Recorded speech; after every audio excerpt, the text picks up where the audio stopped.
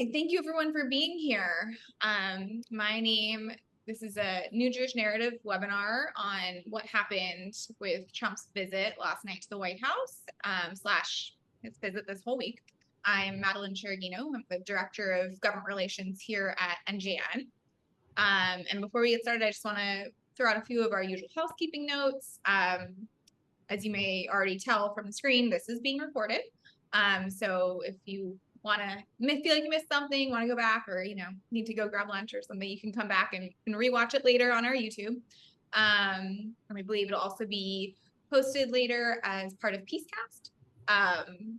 We will be using our Q&A buttons. So if you have a question, you can use that down at the bottom of your Zoom screen. People probably know this by now. We've been doing Zoom for quite a while. Just my request is that you keep your questions short, as I will be reading them out loud. So as concise and formatted as a question as possible, that would be much appreciated. So yeah, that's the gist of the logistics. We are joined today by Ron Kampeas, who was JTA's Washington bureau chief for more than 2 decades until his retirement at the end of last year. He worked previously at the AP, where he spent more than a decade in its bureaus in Jerusalem, New York, London, and most recently DC. Most important thing, which you may not have read in his bio, is that today is Ron's birthday. So we are so lucky and grateful that you decided to not only come out of retirement to be with us today, but today of all days on your birthday. So thank you so much, Ron. We really appreciate it. Thank you. Thanks for having me. So this is Netanyahu's 3rd visit of the year to DC, and there is a lot that we have to discuss. Let's start with the meeting last night between Netanyahu and Trump. The beginning was open to press, but it was quickly closed. They had a private dinner. So what do we know about what actually happened, Ron?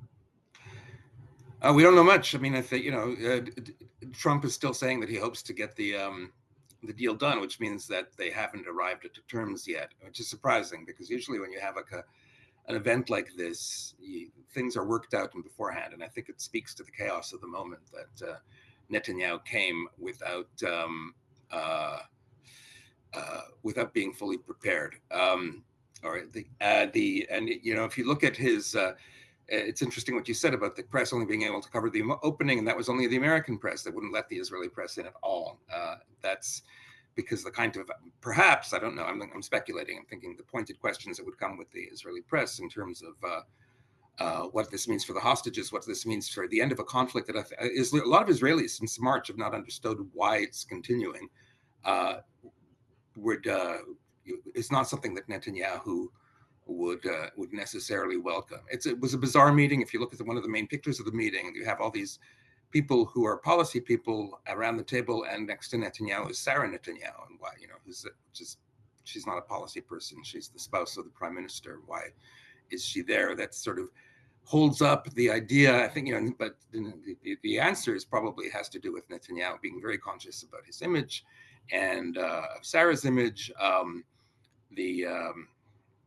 And so again, that speaks to how this is seems at this stage to be more performative than actual substantive. As you alerted me, Madeleine, and I looked it up, and indeed, Haaretz is reporting that they're meeting again tonight, which again suggests that nothing substantive has been coming out of this. And it unfortunately goes against what a lot of people had hoped, that there would be a major Abraham Accords announcement coming out of this. Netanyahu has set himself up for a big meeting with Jewish organizations tomorrow night. I'm not sure which ones are invited and which ones aren't, but that's like, he usually does that only when it's like he has a lot of good news to say. So maybe he's still hoping for something to come out. Yeah, so to that, second round of meetings tonight, I want to get back to kind of what happened last night, but also what didn't happen stands out to me more, right? Like you said, there are hopes for a ceasefire announcement. There's hopes for, perhaps a broader deal. What were you hoping to see? And maybe what do you think that we might hear after tonight's meeting? It's hard to say what they're going to hear about after tonight's meeting, because a lot of that has to do with what's going on in Qatar, with Steve Witkoff and Hamas. I'm not sure. I know he's on his way there. I don't know if he's there yet. Hamas has to agree to the terms of this, and it has to agree to the terms of the agreement in a way that Israel can agree to the terms of the agreement. Netanyahu is under pressure not to have any remnant of Hamas remain in the Strip, and to have completed the terms of the agreement for the war to end. He's under pressure from his right, from the right-wing parties, but he's also facing local pressures to release the hostages. There are people still, Israelis still protesting in Israel, wanting for demanding a deal that just gets the hostages out. And there are people, and he's even encountering people here in Washington who want to see that happen. So it's hard to say. The terms of as they're outlined so far is that over 60 days, 10 live hostages and 18 dead hostages will be handed over in increments. I think so 5 increments. So I guess 2 live hostages at a time, and that at the end of the 60 days, Israel wants to reserve the right to continue the war, and Hamas wants a path to a complete end to the war, if not the end to the war altogether. It's not. I don't think that's something that Israel can agree to.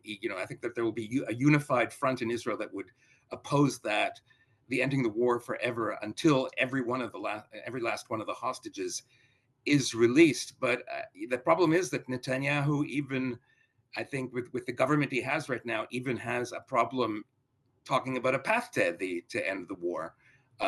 So I think if the Israeli public might be behind a 60-day deal that has an extension that would include the release of the rest of the hostages, and Netanyahu doesn't want a path that would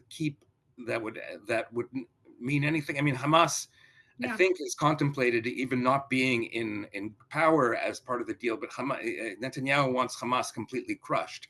So those are things that could be obstructing a finalized deal coming out. Yeah, that's a major sticking point, because if you guys remember, the last deal we had was a 60-day deal with the idea that as long as, talks were ongoing, there wouldn't be a resumption of hostilities. And we saw that did not happen. And of course, why would Hamas release all of the hostages without any sort of guarantees that they're holding out for? This is their only bargaining chip at this point. I want to, before we get into more about the contours of the deal and things like that, I also wanted to just go back to what we talked about in terms of, the lack of transparency and press. How unusual is this for a foreign leader to be hosted with such low visibility, yet high symbolism, high stakes? It is unusual for nothing under Trump is unusual. That's the thing. Unrelated to this conflict, if you saw the letters he was sending out recently to the Bosnian leaders, the Japanese leaders, to other leaders, promising new tariffs, the letters were confusing. It was as if this whole new tariffs policy was being rolled out without the administration understanding what exactly they wanted out of the tariffs. I think the little wrinkle is that he addressed the Prime Minister of Bosnia both as a man and as a woman. She is a woman. So it's that just speaks to it's funny, but it also speaks to the lack of preparation that goes into these things. And so again, I'm not. It's unusual, I think, in the history of American outcomes, in that you want to be able to say at the end, you want that that White House, 2 people standing next to each other agreeing type of press conference, and we don't know if we're going to get there. And so it's the dynamic. It looks like when you, instead of putting on the show after you have the deal, putting on the show in order to maybe get the deal, trying to get people trying to corner people, each side trying to corner the other into a deal. I think certainly it's Trump is trying to corner Israel, trying to corner Netanyahu into a deal. I just don't know if Netanyahu has the wherewithal to come up with what Trump wants. And I think what Trump wants is the slightly open-ended thing at the end of the 60 days where they continue to talk and eventually get all the hostages out and have some sort of face-saving agreement. Trump does not want Hamas to stay in power, but he might not want to go to the lengths that Netanyahu wants to go to make sure that they are out of the Strip forever.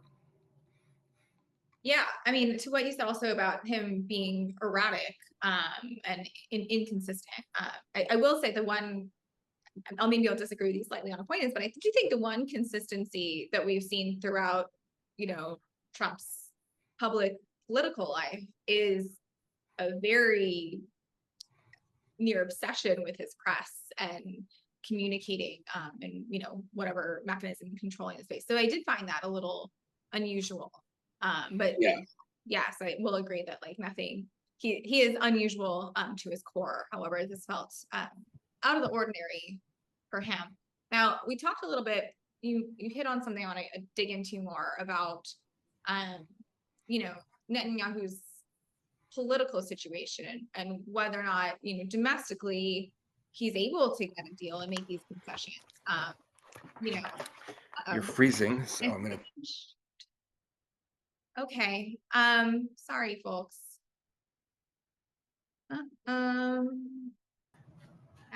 Anybody can hear me? Oh, here you are. Good. Yeah. You okay. Froze. Sorry. Yeah, I saw you freezing on my end, so I'm not sure. I know it was me. I just don't know at what point I lost you all. I don't know why I'm not hearing you. Hold on. Oh, okay. Definitely me. There you are. Glitches. Am I back? You're back. You're back. Sometimes my office doesn't get the best reception, so you're now seeing my kitchen. Well, it's a lovely kitchen. Thank you for welcoming us into your home. Okay, so I'm not sure if it was me who glitched. We're both okay. We're both back. Awesome. So yes, so I was trying to bring us into the question of his domestic situation at home, and this is going to be like a multi-part thing because I think one, we haven't talked about Iran yet, but Trump did what Netanyahu's been asking of the Americans for, decades, right? Decades. They're always been saying where they're on the verge of, breakout, give us your bunker busters and, enter this. And we did it. And that happened. But in terms of like how we move forward, like that is a major win for Netanyahu and something I think there's probably a lot of gratitude for, and in terms of repairing the relationship. How can Trump now leverage this type of we did this for you? He's a very transactional person, as we all know. How can he leverage that to now force potential concessions from Netanyahu around a deal? And will that kind of goodwill from both getting the United States involved in the war with Iran and also goodwill from the public in terms of any hostage release, how will that potentially counterbalance some of the threats Netanyahu has gotten from the far right in his coalition that they're going to leave the government if there's a ceasefire? Well, I think there's a perception that Netanyahu is beholden to the far right and to the Haredi right, because they're two kind of different entities, because of the trials he's facing. That anybody he brings into government outside of those factions, if he tries to set up a national unity government, if he tries to to work out something with Yair Lapid or with Benny Gantz, that he faces legal jeopardy. So I think that's where you're getting these weird calls from Trump to end any kind of prosecution against him, because I think it's probably been explained to Trump, if you remove these, if this isn't an issue, then it's much easier for Netanyahu to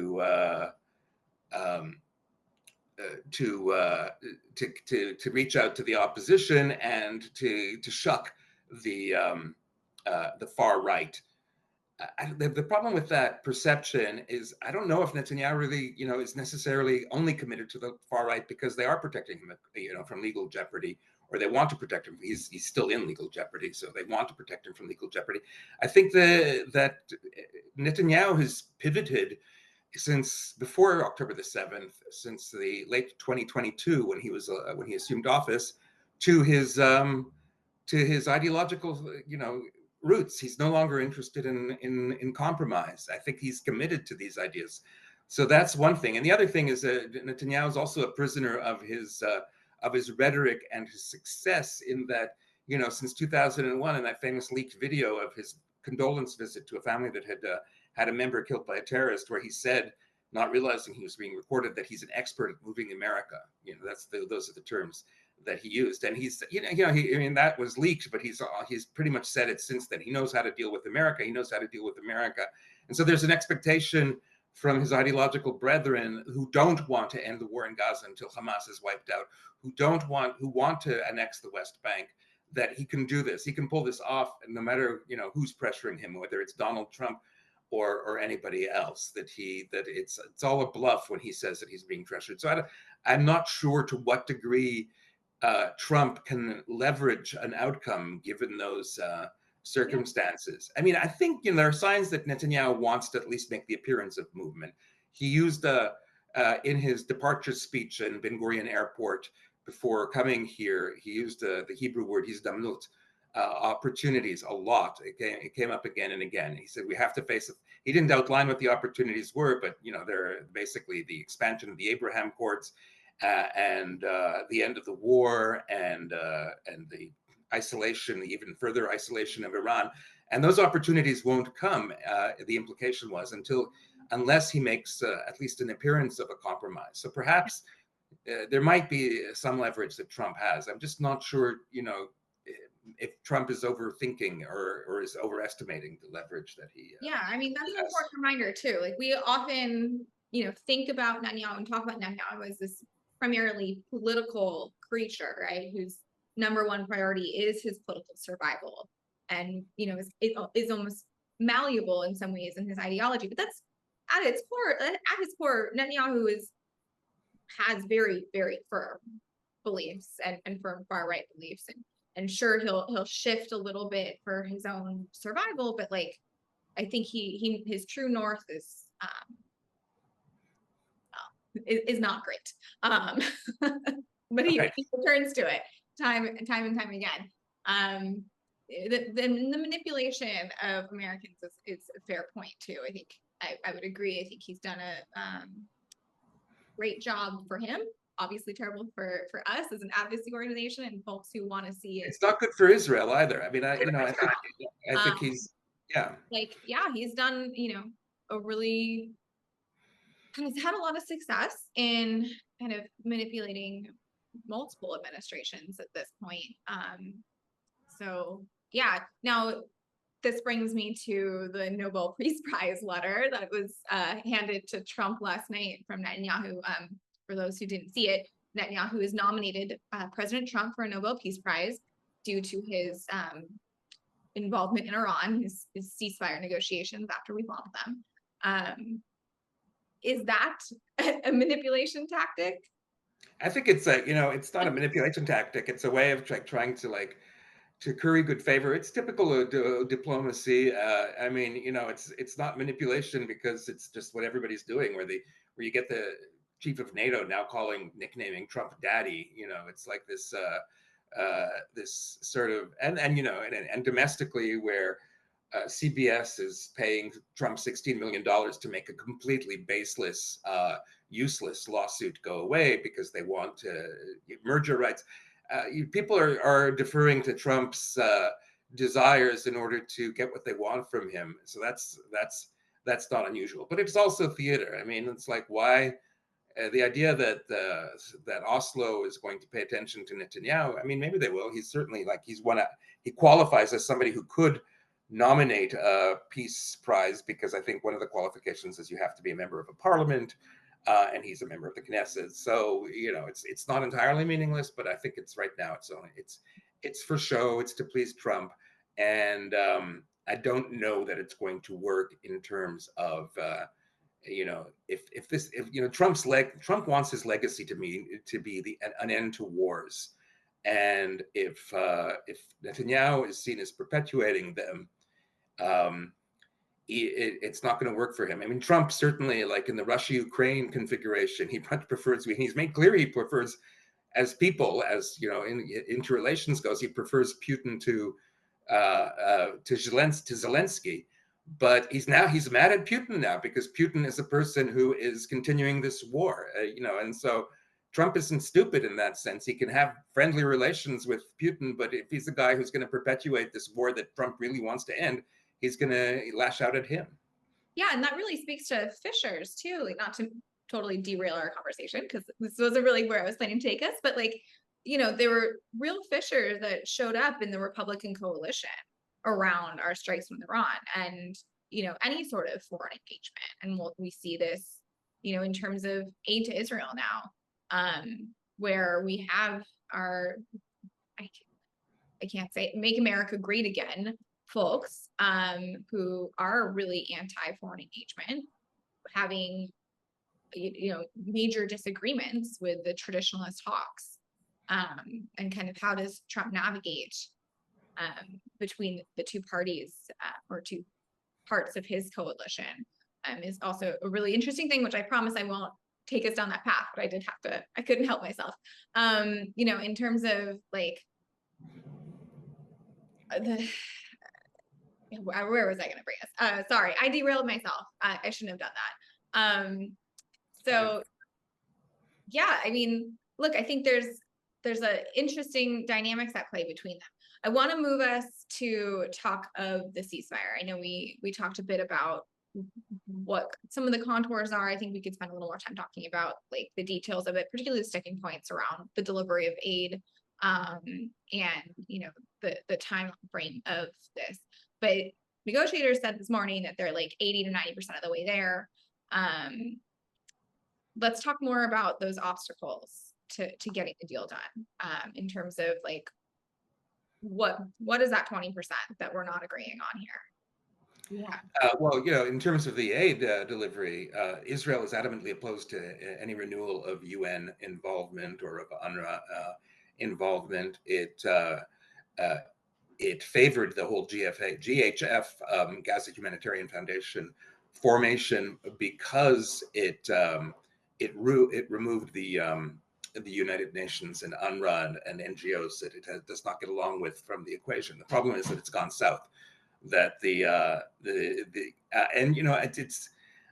I know that there are people who are at least on the left who are applying like intention to this, that there was an intentional effort to starve the Gazans to make this worse. I think it's actually just a complete I think Indifferent.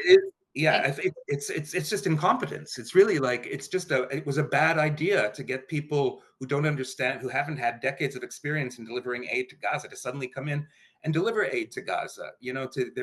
And especially because those people they're from a third party. They don't even, if it was as bad as the idea of perhaps Israel distributing aid, at least if it was Israel, there would be more coordination between the Israeli forces and the humanitarians. There's been minimum coordination between Israel and the people who are delivering the aid. So that's where you have these chaotic situations where suddenly there's a notice put out that aid is going to be available between X time and Y time in such and such a place. People rush there, and Israeli soldiers who are not trained for this type of situation open fire, and you get this horrible tragedy of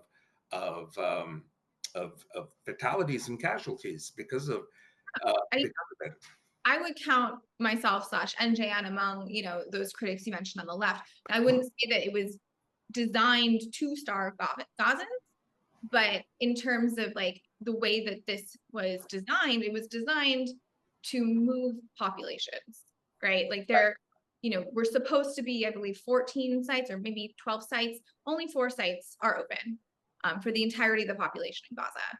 It only supplies food. And now when we're looking at what, particularly children who are the most vulnerable of the population are facing, the malnutrition and some of the other like depletion in their bodies that they're experiencing comes not just from a lack of food, it comes from a lack of water. And the GHF does not provide water, it doesn't provide medicine, it just provides food. And like the way it's being delivered, right, in these 4 only existing sites, those sites are in specific places because they wanted to move populations around them, but except you can't exactly move the population too close to them because they're in these restricted areas where people are risking their lives if they enter at any other time besides the time that's not actually like clearly articulated. And of course you want to be the first in line because there's very minimal amounts of food to go around. The idea that there needs to be a surge in aid to the UN and to World Food Program, which I believe there was a little bit of food that went in. All of the other operatives is vital, and And it's something I think that the Trump administration is coming around to, at least as far as I've and read. frankly, like even if you are like the biggest like cheerleader for the GHF plan, like which I don't pretend to be, I think expecting people, like you said, who have never worked in this, who are coming to this from third parties, who are contractors, to then be able to enter a situation where the population has been starved for nearly 3 months. Of course, they're going to be overrun, right? You're building up supply. I read somewhere, I think one humanitarian organization said that like you need a full week's worth of food for every single human in Gaza in order to not have these major surges. Right. So like without having surged aid to any other operative, I'm not going to ascribe intention, but like I will say like it's not exactly like this system was well thought through or like set up to succeed. Well, I think you're right. I think that there is another agenda going on here, and that in terms of why Israel rejects UNRWA, it says because UNRWA cooperates with Hamas. Hamas is looting food, as Western media keeps pointing out. Israel doesn't really provide substantial evidence of that happening. But what those agencies that Israel wants to has longed. Israel for decades had like a dual relationship with those agencies in which they rejected them because they perceived them as perpetuating a Palestinian national identity that Israel did not, depending on which point in its history, there were times when Israel wanted to reject that or wanted to suppress that Palestinian identity. And then, of course, because they needed them. So they had that dual relationship. Now, after October the 7th, I think there is an impetus, certainly from the Israeli right, to completely crush any idea of a Palestinian national identity. And when you have like an organization that UNRWA, that's predicated on the idea of a Palestinian national identity, it makes sense that they want them out of the way. So in that sense, there is that agenda. And I don't know, and I don't think the Trump administration, and certainly not the Trump administration as it currently is configured, maybe in the 2016 to 2020 Trump administration, but not now, is necessarily committed to the idea of completely crushing a Palestinian identity. Trump is solution-oriented now. If that means, and if that might mean that there's an emergence of a Palestinian entity, a Palestinian national identity, and that's getting to something else that we wanted to talk about, which is the whole role of the Palestinian Authority. Maybe that's the way to go, according to the Trump administration. And again, that is something that Netanyahu's right wing, and I think Netanyahu himself, does not want to acknowledge. Yeah, that is so true. And I mean, I think some of Netanyahu's pre-October 7th coordination with Hamas was designed to undermine the PA. Now, before we do get into future governance of Gaza, I mentioned a little bit about the idea that the GHF was placed in areas as a means to displace population, but I think there's a broader piece that we need to talk about that was raised again last night in terms of population, the forced displacement of the Palestinian people. In a previous visit, I believe that was the first visit, Trump surprised us all, or almost all of us, except the most cynical of us, in suggesting, Mar-a-Lago and Gaza, and forced displacement of the population, essentially, in order to rebuild. The administration has kind of backed off of that. Netanyahu does not seem like he wants that to be backed off of. In fact, the defense minister has been pushing for folks to be moved down to Rafah. Other folks in the coalition have been, perpetuating the idea that people in Gaza should be moved out. And just last night, Netanyahu said, like, if people want to leave, they should leave. And he said there's countries that are willing to take them. So we talk a little more about that. What is that true? Are there countries willing to take them? from our perspective, I mean, and most international lawyers and folks who are familiar with this understand that the forced displacement of a population is a war crime. So yeah, let's talk about it. Well, yeah, it's a war crime. I would say, first of all, that the way they frame this all the time is that nobody talks about forced displacement because they talk about people want to go, but there's no way that nobody outside of a situation. I mean, I don't think Israel is unique in this, and in terms of leaders saying no, they really want to go. We saw it like in between Turkey and Greece in the 1920s. Yeah, of course they want to go back to their own people, that kind of thing. But nobody outside of outside of any of those types of conflicts see any kind of where you, especially in this case where the Israelis are so overwhelmingly more powerful than the Palestinians, saying, hey guys, maybe you want to leave. Nobody sees that as not coercive. That is it's you can frame it however you want. You can try and dress it up, as David Friedman has in his book or in his statements, the former ambassador, as some kind of voluntary thing, but it's not. It's nobody, and it's impossible to perceive it as such in any kind of logical realm. So when they talk about like there are countries that want to receive them, I don't think, there was that whole thing a few months ago, I think after Trump came in, like where they were exploring Somaliland.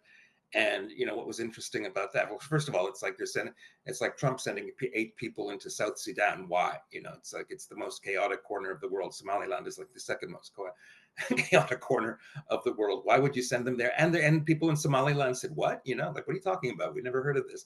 So so I think when they talk that up, it's more aspirational. There is still like talk of pressuring Egypt and Jordan into taking these populations. Neither country has any motive, any reason to want to, except a vast, displaced, radicalized population, and it's just I think it's a dead end. I'm not sure exactly why. And they're pursuing it because it's what they want. They think that there's like finally people will listen to their logic, and and to a degree maybe that's fueled in part by conventional conventions about Middle East diplomacy being overturned, as you mentioned, like Trump bombing Iran, whereas nobody expected a U.S. I think towards the end of the Biden administration, there was an expectation that Biden might have backed such an attack, but certainly before then, it was Trump in his first iteration, Bush, Obama, but there was opposition to that kind of an act. So that's been overturned. Maybe we can overturn the idea of like deporting Palestinians, except they're two very different things. One single attack on a couple of nuclear sites in Iran is way less complicated than and less fraught and has less international law implications than trying to deport millions of people or hundreds of thousands of people anyway. I will also say, like, if you want to have people moving onto the strip, there is a long list of people who have medevac papers, who need medical treatment, who need to get out to save their lives and are in a dire situation, and yet they're not able to get out. So perhaps rather than pushing for even more of a forced displacement, folks could begin with getting people to the necessary hospitals that they need to get to. That's my own thought there. Okay, so speaking of countries in the region, I think let's start talking a bit about the other piece of this potential deal, which is the Abraham Accords and regional ambitions. Last night, Syria was mentioned as a potential future partner for the Abraham Accords. Let's walk it back. What is the link between the Gaza ceasefire negotiations and broader regional normalization? Well, I think to the degree that Netanyahu wants to sell any kind of deal to the Israelis, if he is actually willing to depart from the restrictions that his coalition partners have imposed, is the prospect of a grand Middle East peace. And so he would say, look, if you're willing to recognize Israel, to Saudi Arabia, to other countries, I can be more flexible in terms of outcomes for Palestinians. That's his,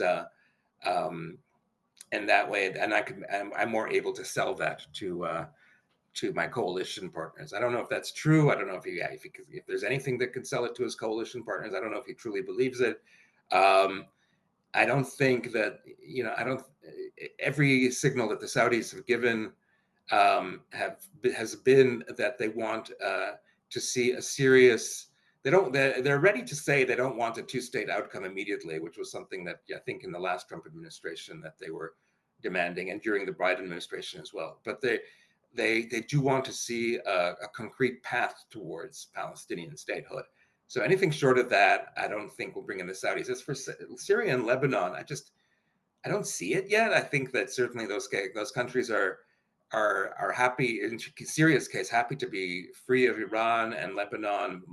There's signs that Hezbollah has been crushed. That perhaps that the other Lebanese actors can finally take control of the country, or eventually take control of it. But both countries are like, they're in chaos, and so I don't understand what the value added would be of adding. Everybody talks about the four nations of the Abraham Accords. Three of those nations, yes, there's been great progress. Morocco, United Arab Emirates, and Bahrain in terms of diplomatic ties and trade, etc. The fourth is Sudan, and like nothing's happened with Sudan. It's almost a joke to mention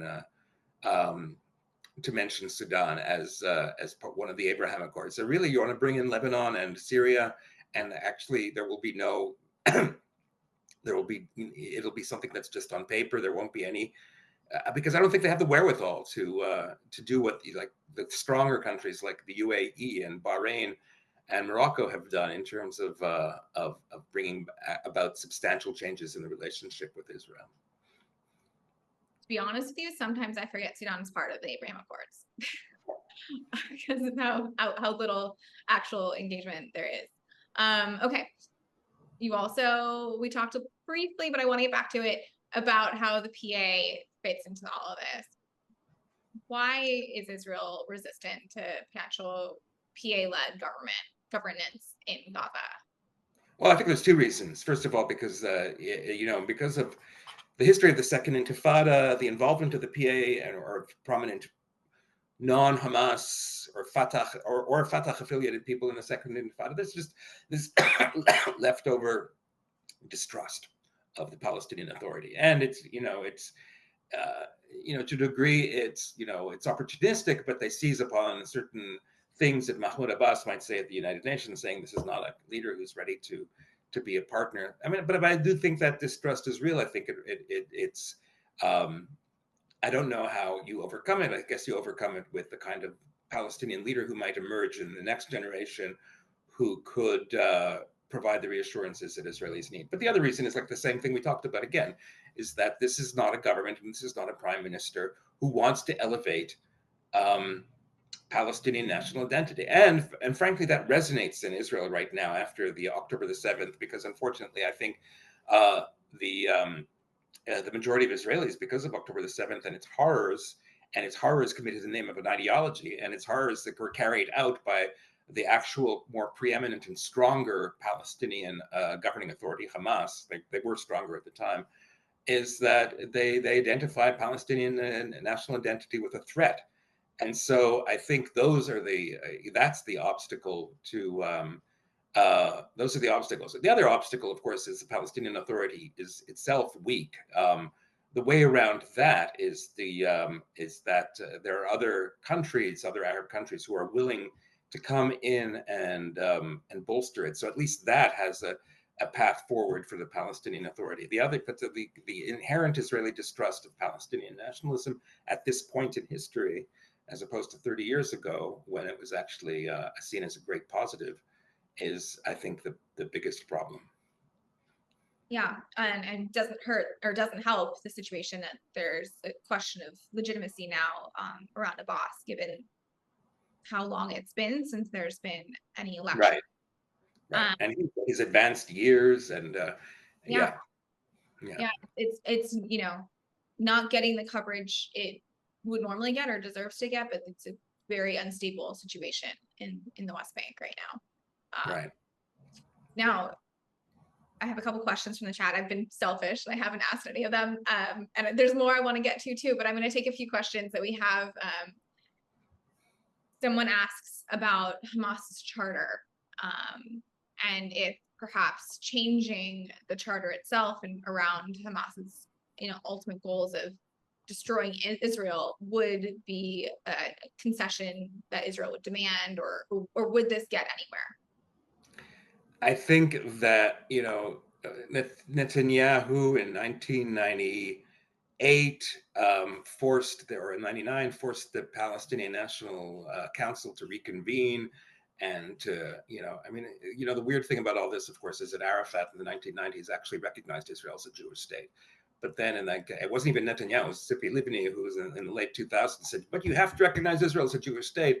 And the Palestinians, instead of saying, well, we already did that, what's your problem? They said, no, we're not going to do it, because things were so acrimonious by that time between Israel, after the Second Intifada, between Israel and the Palestinians. So I think, that's certainly been Netanyahu's playbook in the past. I don't think anybody trusts Hamas now, even if they were to say they were. I mean, there are people who will point to points in history where certain Hamas-affiliated clergy did, come up with formulations that would have recognized Israel. That's nobody's remembering that now. Nobody's talking about that now. People see Israelis, I think, see and the Israeli government, but even as the Israeli Vox Populi, they see Hamas as the modern Nazi equivalent, and there's no talking with them. So that's and that's a problem, because how do you get Hamas, in terms of coming to a ceasefire, in terms to basically will itself out of existence, because that seems to be the the sine qua non for Israel. Yeah. Okay, we have another question about Saudi normalization, which is what conditions in Gaza / on the Palestinian issue in general would satisfy Saudi enough to enter an agreement? I think an end to the an end to the conflict, first of all, a permanent end to the conflict, a tangible governing authority that could move things forward, and the prospect of Israel and the Palestinians coming to a two-state, and not, it can't, I don't think, I'm not MBS, I'm not sure exactly what he can tolerate and not tolerate. I think that his father, Salman, is still, I know that he's aged and people think he's out of the picture, but I think he's of a generation that really, really does sort of view Israeli demands with skepticism. So they really need something tangible, and so they'd need not just a declaration of an intention to eventually come to some kind of two-state solution, but I think like Madrid, I'm aging myself, 35 years ago, but Madrid and Oslo, which set up structures to get to a point rather than simply talking about it. So I think those would be the components that would bring about Saudi normalization. Agreed. Okay, I have another question, which I love, and is also something that I think we could have an entire webinar / write a paper on, a book. It's something that I think about far too often, because it's one of those woulda, coulda, shoulda things, but I'll ask it because I can't. It hurts to not. If the Biden administration had limited, restricted the amount of weapons and U.S. aid given to Bibi, would the war have taken a different course? No, I don't think so. I don't think so. I think that Netanyahu would have done what he was doing anyway, with the very limited restrictions that Biden put on, in terms of the 2,000-ton bombs that were delayed for a while. He would have leveraged it against Biden in an election year. And so he just sort of leveraged it more. Would have his antipathy towards the Biden administration would have just been more obvious, and Israel would have pressed forward with the war by other means, perhaps. I don't know. I don't think it would necessarily have had a different outcome. I don't know. I think about the NSM that was, more toothless than whatever. I don't have an analogy for it. Horrible, frankly, horrible. Did nothing. Was a statement of existing law essentially, and this kicked the can, and then gave the State Department or Tony Blinken the chance to then cover up what were very obviously violations of the existing U.S. law that says that you cannot arbitrarily restrict humanitarian aid and receive U.S. foreign military assistance. That should have blocked way more than the 2,000-pound bombs. That should have blocked all of our foreign military assistance until there was you know, an easement on humanitarian aid. You don't think that that would have made a difference in terms of I don't civilian? think so. I mean, like again, old Netanyahu might have gone to his coalition partners and say, "You see what Biden's doing? I can't help it. We have to do something. We have to roll back something. We have to concede somewhere." I don't know if like post 2022 Netanyahu would have done that. I mean, Israel has formidable weaponry, formidable resources at hand with the, even if at least for a time, maybe not forever, but for a time, even if the United States drops it, and Netanyahu would have said, okay, we'll endure the 9 months of Biden like cutting us off, and we're going to make sure that, do our best to make sure that Trump is elected, and or we're going to count on Trump. I don't think Israel has that much agency that can decide who's elected, but we're going to count on Trump being reelected, and then we're going to go forward. We're going to bet on Trump being elected. So yeah, I don't know if it would have had a substantial effect. I mean, what's the two things driving the war were, at least until March, the release of the hostages, which is an imperative that Netanyahu could never have ignored, and a right-wing coalition that does not countenance any kind of accommodation of Palestinian aspirations. And I don't know if even the threat of cutting off defense assistance would have mitigated either of those factors. Yeah. All right. There's so much more I want to say on this, but speaking of cutting off, I need to cut myself off because we need to get back to the main point of the conversation. But I couldn't help it to not get into it a little bit, although I will continue to stay up at night thinking about this probably for the rest of my life. But I should have, and also, of course, whether that would have changed the ultimate outcome in November. But getting back to the actual, what's happening now. No more hypotheticals. Okay, so what is next? We're running out of time, so I'm going to move us along to what's happening next. They're meeting tonight. Maybe we'll get some better news. They said this morning they were close. He's also meeting with Vance today, and leaders in Congress. Although I will say the House is out, so I believe it's just Speaker Johnson. Anything more to expect from these? Anything we can hope for? I don't know. I mean, I think the one thing that we haven't talked about in terms of what drives Netanyahu is I think that as the election closes in next November, as you pointed out, he needs to have a success with the hostages, and perhaps there are ways that he will massage whatever comes out, whatever kind of agreement comes out that will release the hostages. I mean, again, his right-wing he's right-wing himself, his far right-wing coalition partners, they don't give any indication of really caring about the hostages. And you talked about Kishkas, or maybe you didn't talk about Kishkas. Maybe Kishkas is just on my brain. But I don't think that Netanyahu actually really has it in his guts that he wants to get the hostages out. But I think he needs it as a political reality. I think, one of the things that was interesting, I was in Israel in January, and January was a good month for Netanyahu, because there was a deal coming out, because hostages were coming out, because he had leveled, it was just a couple of months after he'd completely leveled Hezbollah, because there were gains in the war against Hamas, because Israel had crippled to a degree, nobody knew to what degree until now, but everybody knew that Iran had been crippled to a degree by the Israeli actions in April and October. All those things were in the plus column for Netanyahu. And so I was there, and I was interacting with Israelis, and I was listening to Israeli media. And what happened was, at the time, the then military chief of staff said, okay, I'm resigning. I felt that I should resign October the 7th because it was my failure. That terrible incident was my failure, but I also felt that we needed to see through a military action without a drastic change. And now things are winding down. I'm resigning in March. And the reaction across the board among Israelis was, if this guy can resign and take responsibility for the October 7th, why the hell can't Netanyahu?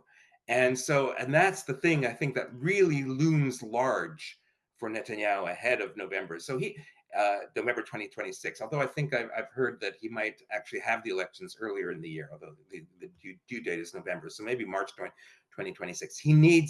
I think he needs, in his political self, and he has a very, very smart political brain, realizes that he needs the hostages resolved by then. If there are still hostages when he goes to elections, I think his prospects of re-election are much worse, and he knows that. So in terms of what happens now, I think that he wants to be able to show some kind of advance with hostages. But how that works out because of the exigencies of his far-right coalition partners, I'm not sure.